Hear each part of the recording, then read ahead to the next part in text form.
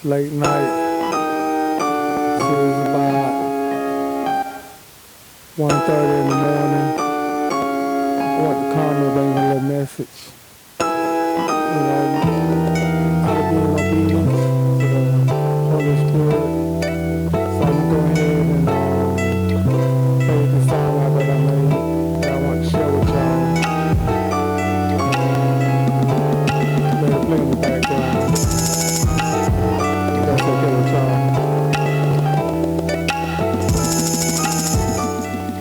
So, let's see.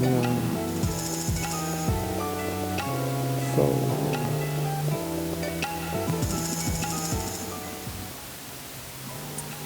yeah, I think that might be good enough. Yeah. So, I want to talk about some things dealing with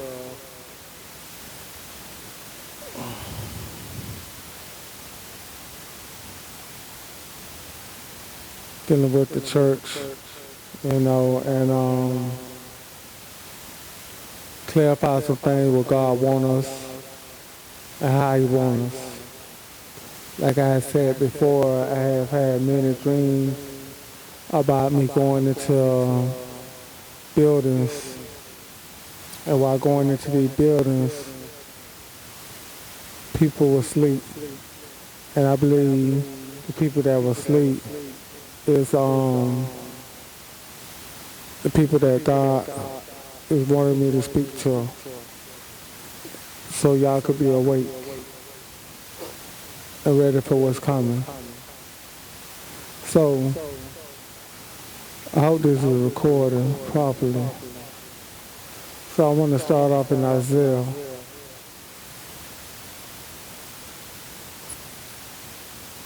So Isaiah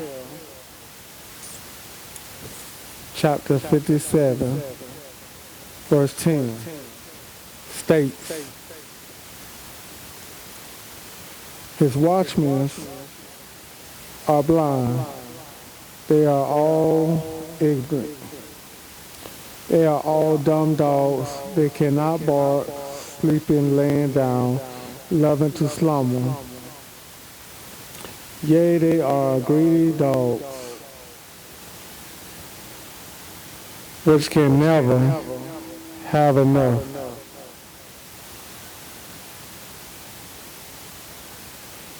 And they are shepherds that cannot understand. They all look to their own way, everyone for his gain, for his quarter. Come ye, say they, I will fetch wine and we will fill ourselves with strong drinks, and tomorrow shall be as this day and much more abundant. Now, when the prophet was prophesying this, he wasn't just writing this just to write it. He was talking to a certain people. This was directed to a certain time. Maybe when the Pharisees, Sadducees was dealing with Jesus, maybe that time too. But remember, God says there's nothing new underneath the sun. So, let's connect what Jesus speaks about in the New Testament.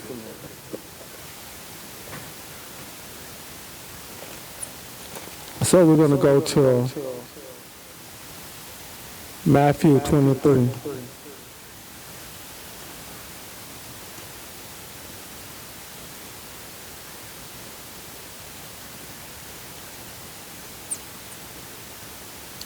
I don't care who don't like me. I don't care if I lose all my followers. Facebook is not going to get me into heaven. God tell me to be obedient. Guess what? I have to be obedient. And I can't be worried about what people are going to think or what they're going to say. Because we're living in a time to where things is getting worse. It's not getting better.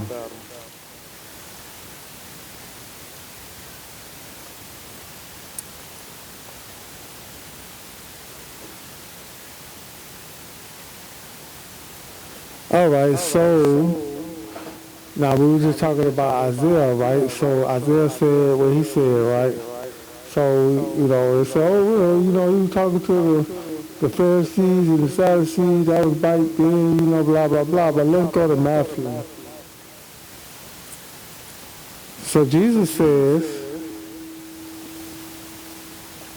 and he said, okay, let's start at 5. So chapter 23, verse 5. For all their works they do for to be seen of men, they make borders their phylacteries and enlarge their borders of their garments, and love the upper rooms at the feast, and the chief seats in the synagogues, and greeting in markets, and to be called of men, Rabbi, Rabbi. But be not ye called rabbis, for one is your master, even Christ, and all ye are brothers. Now, even today, they got rabbis. Even some preachers will say they spoke to a rabbi. But you heard what Jesus said, right? He said you only got one master. So let's take it a little farther. So let's go to 13. So Jesus says this to them in 13. He says, but woe unto you, scribes and Pharisees, hypocrites, for ye shut up the kingdom of heaven against men, for ye neither go in yourselves, neither suffer ye them that are entering to go in. When you are connected with the Spirit of God, your flesh is going to go through a lot of things. You're going to go through a lot of challenges. You're going to go through a lot of mishaps, a lot of misunderstanding. People are going to crucify you with their mouth. They're going to treat you like you're an outcast. They're going to act funny towards you. When I stopped drinking and doing certain things, and ain't nobody really want to deal with me, but when I was doing the things, all the doors was open. Everything was good. And I started to like, but dang, God, where's my help? Where's my friends? Where's that same love I was, getting then? It just magically disappeared. So let's go to Matthew 7:15.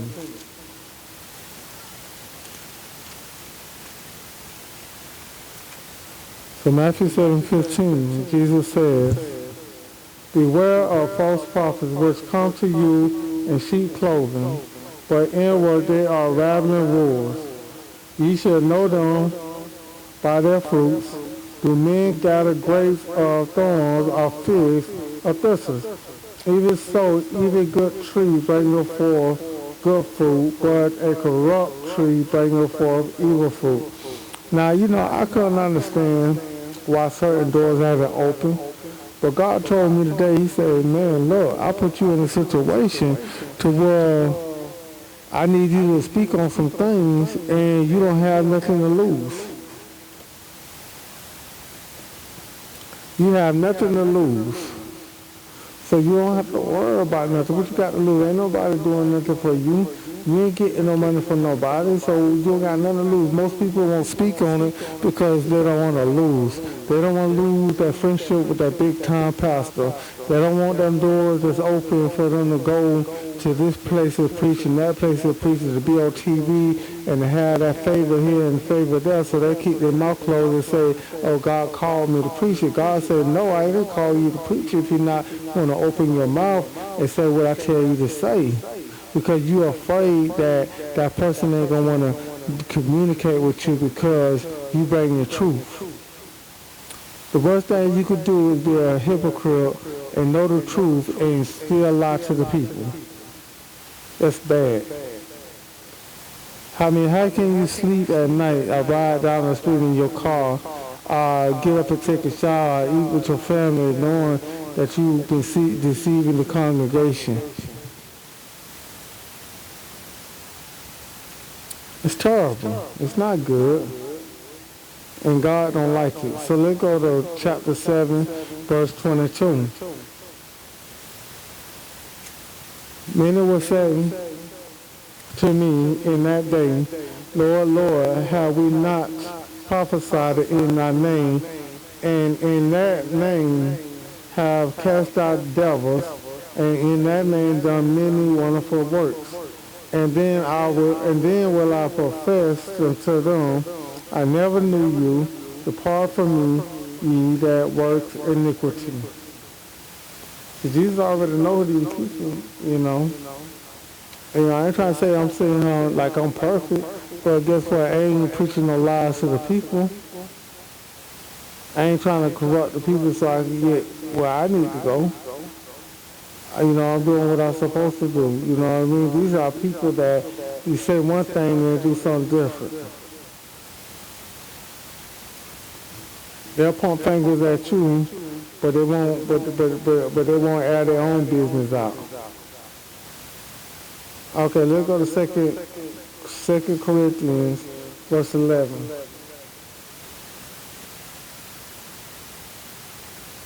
And I'm gonna talk some more about this. God just wanted me to put this little bit in right now.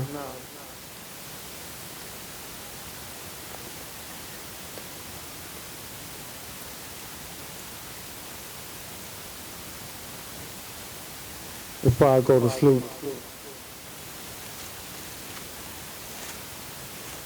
See, I'm led by the Spirit.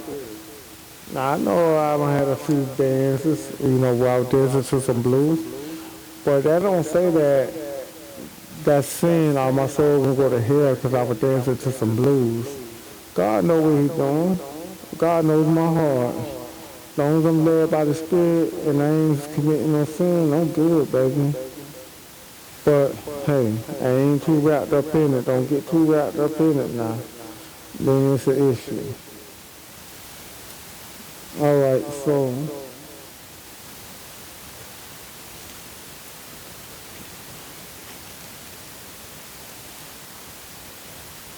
and you know, people that go to talking about, oh, well, look how he doing this, he doing that, but you know, just something I like to do, but you know what?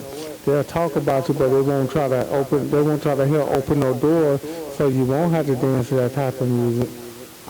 They won't try to open that door to help you get your music out, to help you to do better on your music, or to assist you with your music, so you can make beats like that that's not, you know, worldly, but gospel beats. They ain't gonna help you with that, I don't know, but they're gonna talk about you. But that's what they do. Jesus called them hypocrites.